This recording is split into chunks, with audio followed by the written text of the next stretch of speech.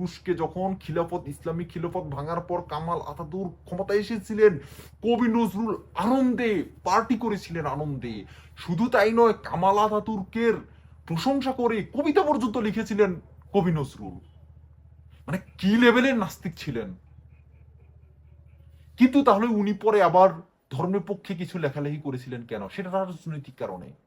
সেটারও ব্যাকগ্রাউন্ড এখানে দেয়া আছে, এই লেখাতে দেয়া আছে। কেন? আরে ফরহাদ মাজার কি নাস্তিক না?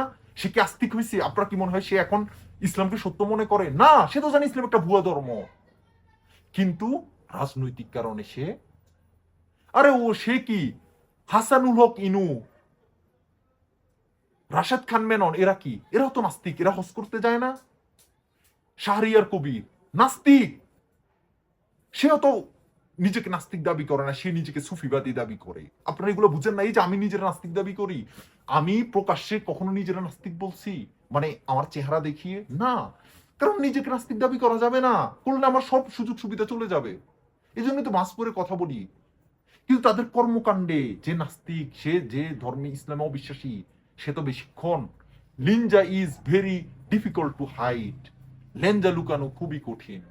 বিশেষ করে আমরা তো বুঝবোই, কারণ আমরা সমাজে অভিনয় করে চলতে হয় আমাদের নিজের জীবন বাঁচানোর জন্য। আমরা তো এগুলা বুঝি।